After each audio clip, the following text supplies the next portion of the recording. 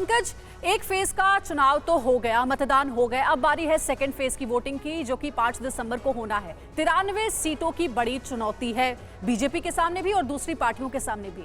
इन 93 सीटों पर कैसा मुकाबला आप देखते हैं? क्या बीजेपी के लिए नेक टू नेक मुकाबला है या फिर इजी है उसके लिए आम आदमी पार्टी या फिर कांग्रेस को बीट करना?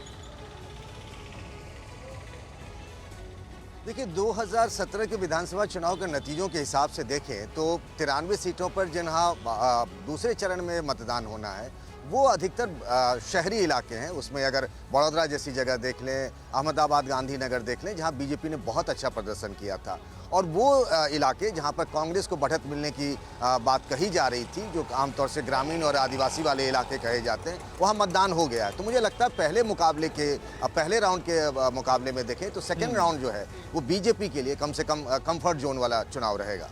ठीक है, अच्छा, इसी को लेकर एक सवाल आमोद। बिना कुछ खर्च किए अपने किचन से होम बेकरी बिजनेस करके 40,000 रुपए महीना कमा रही हैं। आपको भी ये करना है तो फ्रीडम ऐप को अभी डाउनलोड कीजिए। मेरा आपसे भी है कि क्योंकि देखिए फर्स्ट फेज जहां पर था ये माना जा रहा था काफी हद तक ये फर्स्ट फेज चैलेंजिंग इसलिए भी था क्योंकि साउथ गुजरात, कच्छ, सौराष्ट्र की वो सीटें थी जहां पर पिछली दफा 2017 में कांग्रेस ने अच्छा प्रदर्शन किया था। जो उसकी 77 सीटें थी वो इसी रीजन की बदौलत उसको मिली थी। और सेकेंड फेज की अगर बात करें जहां पर 93 सीटों पर मतदान होना है, इसको आप कैसे देखते हैं? अब जो ये कैंपेन हो रहा है, ये जो मेगा रोड शो हो रहा है, क्या वाकई में 93 सीटों पर विपक्ष की तरफ से, विरोधियों की तरफ से कोई टक्कर दी जा रही है, इस वजह से ऐसा हो रहा है, या फिर जो 150 क्रॉस का आंकड़ा जो दावा किया जा रहा है उसे अचीव करना है, यह दिखाने की कोशिश है?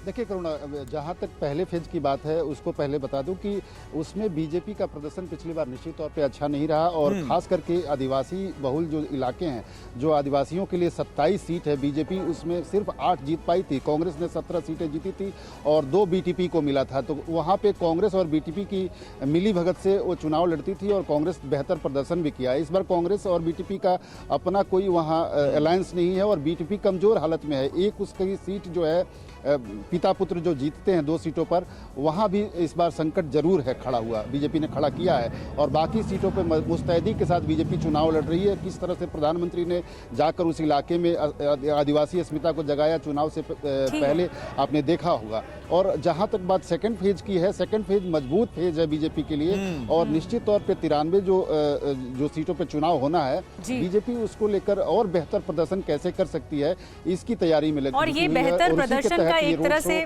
और रैलियां हो रही हैं। ये बेहतर प्रदर्शन का एक तरह से उदाहरण है कि जो बड़े पैमाने पर रोड शो किया जा रहा है, प्रधानमंत्री मोदी की जो ताकत है, जो लोगों को वो अपनी ताकत बताते हैं, वो लोग भी जुट रहे हैं। आज फिर रोड शो होने वाला है जो 5 से 6 किलोमीटर का होगा। मैं जल्दी से प्रशांत जी आपसे रिएक्शन लूंगी। ये जो वोटिंग पैटर्न में थोड़ा तब्दीली देखने को मिली, अगर आपने आंकड़े पढ़े हों, स्टैटिस्टिक्स 2007 से लेकर 2022 में इस वक्त हम हैं, तो वोटिंग पैटर्न में बहुत ज़्यादा कमी देखने को मिली है। ये क्या संकेत देती है, क्या बताती है, और किसको फ़ायदा या किसको नुकसान पहुंचाएगी?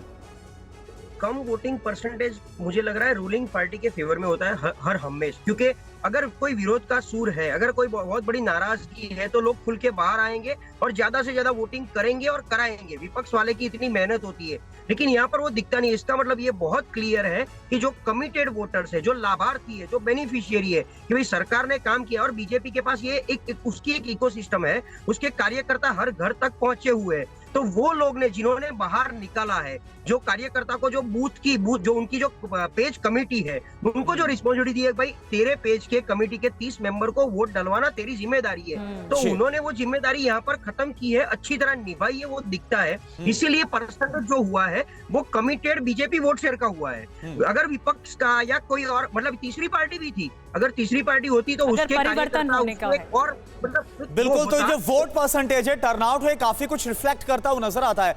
अकुश सर, एक रिएक्शन आपसे इस पर चाहूंगा कि 2024 की एक बड़ी जंग है, ठीक है, लेकिन इससे पहले 2022 की ये जो जंग नजर आ रही है, गृहराज जो है प्रधानमंत्री मोदी का, जैसा यहां पर रिजल्ट होगा उसका कहा जाता है कि रिफ्लेक्शन 2024 में दिखना स्वाभाविक है। तो ये जो परफॉर्मेंस होगी, बीजेपी यही वजह है कि पूरी ताकत झोंक रही, क्योंकि ये बतलाएगा 2024 में क्या होगा। देखिए, बीजेपी पूरी ताकत झोंकने का काम हर समय करती रहती है। हैदराबाद के नगर निगम का चुनाव था तो वहां पे भी उसने पार्टी अध्यक्ष चले गए थे काम करने, और बाकी सब चीजें हुई थी, वो सब हम लोगों ने इतिहास में देखा है।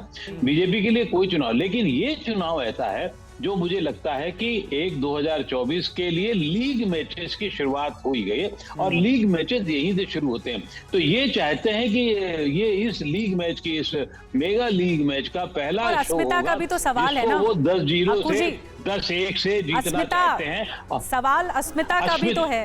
नहीं, अस्मिता तो है नहीं, इसीलिए सब चीजें जोड़ी जा रही हैं। इस मेगा शो के लिए पूरी बॉडी बिल्डिंग की गई है, पूरा दिमाग चलाया गया है, हर एक को जोड़ा गया है।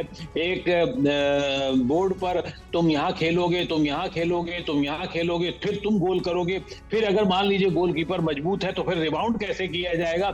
ये पूरी सब रणनीति सोच समझ के की है। बिल्कुल, रणनीति के साथ मैदान में हर बार चुनाव में उतरती है बीजेपी, और यही रणनीति गुजरात चुनाव में भी देखने को मिल रही है। आप सभी खास मेहमानों का बहुत शुक्रिया, और साथ ही पंकज आपका भी धन्यवाद, आमोद आपका भी धन्यवाद। नजर आप बनाए रखिएगा, आज प्रधानमंत्री का एक और मेगा रोड शो होने वाला है, जिससे जुड़ी तमाम अपडेट सबसे पहले TV9 भारतवर्ष आप तक पहुंचाएगा। बिना कुछ खर्च किए अपने किचन से होम बेकरी बिजनेस करके 40,000 रुपए महीना कमा रही हैं। आपको भी ये करना है तो फ्रीडम ऐप को अभी डाउनलोड कीजिए।